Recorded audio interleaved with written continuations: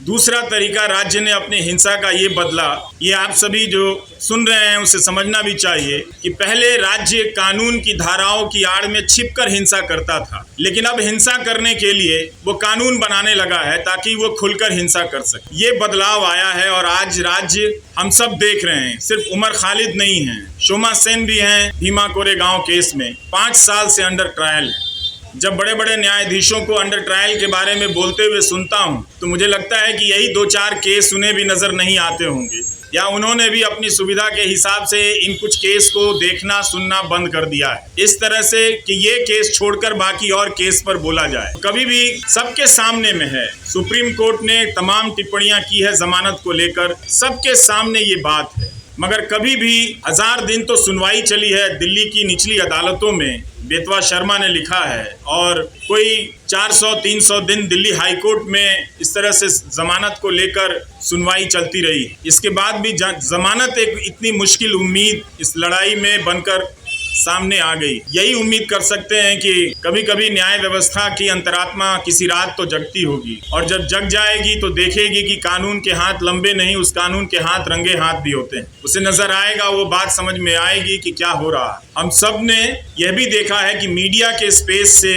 उमर खालिद को धीरे धीरे पीछे की तरफ धकेल दिया गया, किनारे कर दिया गया, ताकि भुलाने की प्रक्रिया में तेजी आए। मैं अक्सर सोचता हूँ कि जो लोग शुरू में बोला करते थे वो लोग आगे चलकर बोलने की प्रक्रिया से ऊब गए, या उस प्रक्रिया के सहयात्री हो गए जिसने ये तय किया है कि हम जब किसी के साथ इस तरह की यातना करेंगे, खूंखार धाराओं में उसे बंद कर देंगे, तो उसे भूल जाना होगा, उसे उसके हाल पर छोड़ देना होगा। उमर खालिद की जितनी भी तस्वीरें आई इस दौरान, जहां भी छपी या चंद वीडियो में नजर आए, मैंने एक हंसता हुआ लड़का देखा, लेकिन उस हंसी को देखकर अपने भीतर उदासी भर जाती थी कि हंसी जो है वो अपने लिए नहीं, वो हम सब के लिए छोड़कर जा रहा है। कि आप शायद अपनी जिंदगी में सामान्य होंगे, इस वक्त एक ओवल में फालतू का मुकाबला चल रहा है, इंडिया ऑस्ट्रेलिया के मैच में ट्वीट करके अपने आप को क्रिकेट प्रेमी जता रहे होंगे, जता सकते हैं, बिल्कुल अपनी ज़िंदगी जी सकते हैं और ज़िंदगी को उसी रोशनी और संगीत के साथ जी सकते हैं, मगर याद करने का जो फ़र्ज था नागरिकों का बहुत लोगों ने भुलाया, और ये होते हुए हमने देखा। उनके लिए एक ऐसा विषय बन गया जिस पर लिखना, जिस पर बोलना राज्य से टकराने के जैसा हो गया। वो अपना हिम्मत हारने लगे। लेकिन यहाँ आकर यही लगा कि शायद मैं उन 2-4 लोगों की परवाह कर रहा था, आप 1000 लोगों को, सैकड़ों लोगों को नहीं देख रहा था जो आप राज्य से लड़ रहे हैं। राज्य कई तरह के सेंसर लगा रहा है, लेकिन फिर भी आप बातों को पहुंचाने के लिए अपने कैमरे हाथ में थाम कर उठाकर खड़े हैं। ये बहुत बड़ी बात। मैं याद करना चाहता हूं उमर के साथ आज बेतवा शर्मा को भी, जिन्होंने दिल्ली दंगों के मामले में शानदार रिपोर्टिंग की, आज भी की है बेतवा ने, और पहले भी सफूरा के मामले में उन्होंने शानदार रिपोर्टिंग की, और जिसकी वजह से लोगों ने जाना कि नताशा नरवाल, देवांगना कालिता, इन सब के साथ क्या हो रहा है। इन्हें जमानत मिली, लेकिन उमर खालिद को जमानत नहीं मिली। हम इस केस के बारे में जिस तरह से आज बेतवा ने लिखा है कि दिल्ली पुलिस की गवाहियों में, उसकी दलीलों में कितने अंतर पाए गए हैं, ये सब डॉक्यूमेंटेड है, और आप सभी को पढ़ना चाहिए कि एक पत्रकार ने, और पत्रकारिता सीखने के लिए भी पढ़ना चाहिए कि अपनी उस बात को कहने के लिए बेतवा शर्मा और उनकी टीम ने कितने 1000 पन्नों के दस्तावेजों को पलटा होगा, और उनके वकीलों ने जो उमर के साथ लड़ रहे हैं उन लोगों ने कितनी कानून की किताबों को पलटा होगा कि इंसाफ और जमानत तक के दरवाजे तक उमर खालिद को ले जाएं। मगर लगता है कि वो दरवाजा, उस दरवाजे तक पहुंचने का रास्ता बहुत लंबा कर दिया जा रहा है, या शायद उमर खालिद के लिए ही बहुत लंबा है, या शोमा सेन के लिए बहुत लंबा है, स्टेन स्वामी के लिए तो वो दरवाजा कभी उस दरवाजे तक पहुंच ही नहीं पाए, इस दुनिया से चले गए। और भीमा कोरेगांव केस में क्या हो रहा है ये सब हम सब देख रहे हैं। नेहा मसीह ने कितनी बार इन सब चीज़ों को याद करने की ज़रूरत है। वॉशिंगटन पोस्ट के जरिए रिपोर्ट की कि भीमा कोरेगांव केस में लोगों के कंप्यूटर में फर्जी फाइलें डाल दी गईं, जिससे उन्हें प्रधानमंत्री की हत्या की कथित साजिश के आरोप में आरोपी बनाया जा सके, और लोग इन धाराओं में, इस मामले में कई महीनों से जेल में हैं। इसलिए उमर को याद करना, उमर के साथ साथ इन तमाम मामलों में बंद कर दिए गए लोगों को याद करना भी है। और ये अच्छी बात है कि रोना विल्सन को कोई याद नहीं कर पाता है, शोमा सेन को कोई याद नहीं कर पाता है। वो कुछ बंदिशें लगी हैं, याद करने वालों ने अपने लिए कुछ कायदा चुन लिया है कि हम इन्हें याद करेंगे, इन्हें याद करने में ज़्यादा सुरक्षा है, इन्हें याद करने में ज़्यादा खतरा है, तो वो अपनी सुविधा के हिसाब से किसी को याद करते हैं, किसी को याद नहीं करते। तो उसमें उमर खालिद की जगह अब भी ऐसी बनी हुई है, आप लोगों ने बना कर रखा है कि आप लोग उसे याद करेंगे, और जब भी उसे याद करेंगे उसके चेहरे के साथ साथ इन सभी चेहरों का चेहरा सामने आएगा। और आपके पिता SQR इलियासी जी, जब हम अपनी रिपोर्टिंग की दुनिया में कदम रख रहे थे तो आपके पास न जाने कितनी मर्तबा हम लोग अपने कैमरे को लेकर गए हैं, और एक जिम्मेदार नागरिक के तौर पर आपके बयान लेने के लिए मैंने आपकी चौखट पर तमाम बड़े मीडिया को देखा है, जो अब शायद आपसे दूरी बनाता होगा, किसी एहतियात की चिंता में या किसी सरकार की चिंता में, वो जो भी है। लेकिन प्रेस क्लब की ये सभा आश्वस्त करती है कि राज्य के पास ताकत तो बहुत है, लेकिन आप लोगों के पास इरादे भी कुछ कम नहीं है। आप लोग याद कर रहे हैं उसे, इस 1000 दिन को आपने यूँ खाली जाने नहीं दिया, याद करके बता दिया कि नाइंसाफियाँ जहाँ जहाँ दर्ज है हम उन्हें पहचानते रहेंगे, उनके बारे में हम लौटते रहेंगे और लोगों को बताते रहेंगे। हम और आप यही काम कर सकते हैं, इस उम्मीद में कि कभी न कभी किसी का ईमान जागेगा, और ईमान जागता है और लोग उन फैसलों को पलट कर देखेंगे, उन गवाहियों को देखेंगे। दिल्ली पुलिस में भी बहुत सारे अच्छे लोग हैं, वो लोग समझेंगे कि उनके हाथ से किस तरह की नाइंसाफ़ी हो रही है। उनकी रातों की नींद भी खराब होगी किसी वक्त में, जब वो खुद किसी नाइंसाफ़ी के दौर से गुजर रहे होंगे, तो अपने द्वारा की गई नाइंसाफ़ियों को याद तो करेंगे ही। हम सब याद करते हैं, वो भी इंसान है, वो भी याद करेंगे। लेकिन उमर खालिद के लिए लगता है कि सब कुछ एक कठोर दरवाज़ा बना दिया गया है, लकड़ी का ऐसा दरवाज़ा जहां इंसान नहीं खड़ा है, लकड़ी का कुछ लकड़ी की मूर्तियां ही बनी हुई हैं, वही फैसले ले रही हैं, उनका शायद दिल नहीं धड़कता है। हम कोशिश करते रहेंगे कि उमर खालिद के साथ जो मामला है उसको उठाते रहें, आप लोग बोलते रहें। बोलने के लिए बहुत ज़रूरी है कि इस केस के डिटेल में जाएं, जिस तरह से बेतवा शर्मा ने आज रिपोर्टिंग की है।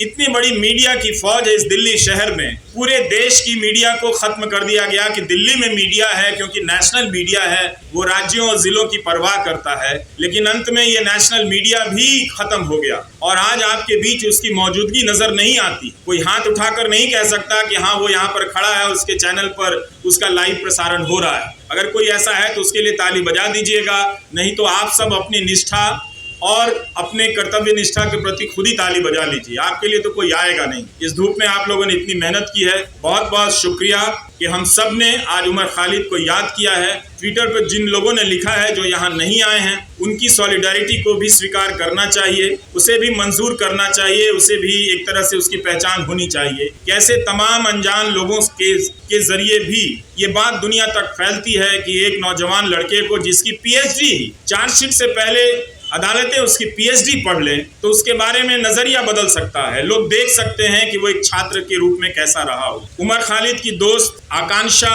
अपेक्षा प्रियदर्शनी का मैं एक नोट पढ़ रहा था कि जब वो मिलने गई और उमर खालिद ने बताया कि कोविड के दौरान सुप्रीम कोर्ट के आदेश से कई लोगों को जेल से बाहर जाने की इजाज़त दी गई, और जब वो लौट कर आए तो उन्होंने पूछा कि आप अभी तक यहीं हैं। मतलब उस महामारी में भी किसी को ये याद रहा कि इस एक कोई उमर खालिद है जिसे बाहर नहीं भेजना है। उस महामारी में भी उसकी पहचान याद रखी गई, उसकी निशानदेही को याद रखा गया।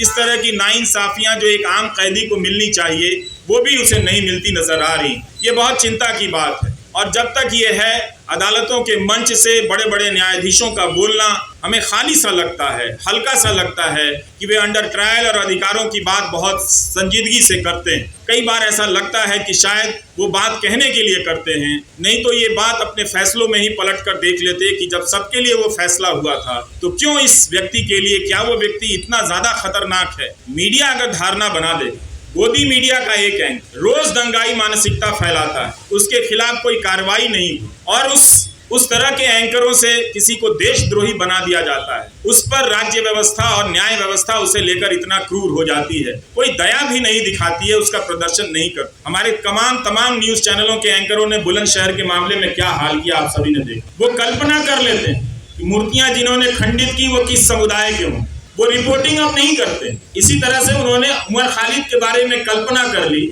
और उसे वास्तविकता में बदल दिया। ये तो गनीमत है कि वहाँ की पुलिस डिपार्टमेंट को ये बात समझ में आ गई कि कुछ खतरनाक चीज़ें हैं।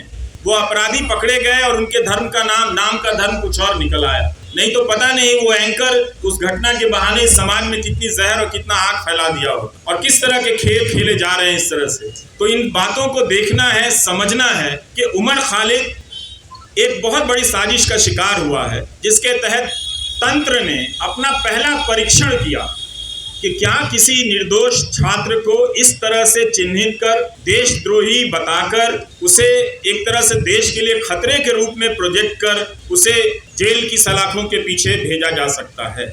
और ये उनका परीक्षण उमर खालिद के मामले को देखकर या भीमा कोरेगांव के केस को देखकर लगता है कि सफल हुआ। सत्ता ने लोक लाज की परवाह भी छोड़ दी। स्टेन स्वामी के निधन के बाद भी उसे कोई फर्क नहीं पड़ा, किसी बात का कोई फर्क नहीं पड़ रहा। यही आज की सरकार का उसकी समझ है या उसकी पहचान है। हम सबको ये नोट करने की बहुत जरूरत है।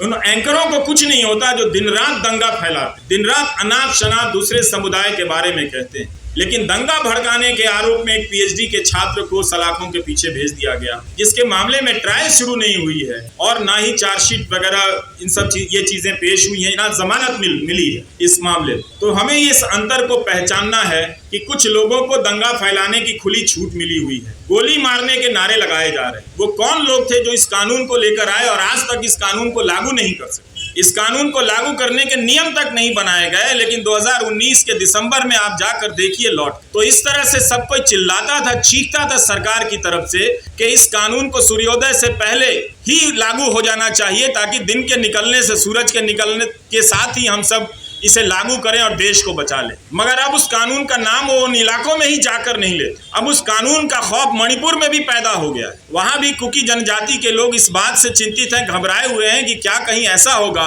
कि हमें भी एनआरसी की यातनाओं से गुजरना होगा। तो मणिपुर को लेकर देख लीजिए या दिल्ली दंगों को लेकर जिसकी जवाबदेही तय होनी चाहिए थी गृह मंत्री की, उनकी जवाबदेही तय नहीं, आज तक तय नहीं। गोली मारने के जो नारे लगा रहे थे उनका मंत्रिमंडल में प्रमोशन हो जाता है। सुप्रीम कोर्ट को कहना पड़ा दिल्ली पुलिस से कि ये जो नारे लगा रहे हैं वो मेडिकल प्रिस्क्रिप्शन नहीं है। इसके बाद भी जो व्यक्ति शांति की अपील करता रहा, शांति की बातें करता रहा, वो दंगों की साजिश के आरोप में जेल में इस तरह से बंद कर दिया गया है। तो इस 1000 दिन को आप याद रखें। ये 1000 दिन सिर्फ उम्र के नहीं हैं, ये 1000 दिन भारतीय नागरिक समाज, न्याय व्यवस्था की अफसोस के दिन भी हैं, उनके शर्म के भी दिन हैं। नमस्कार, थैंक यू।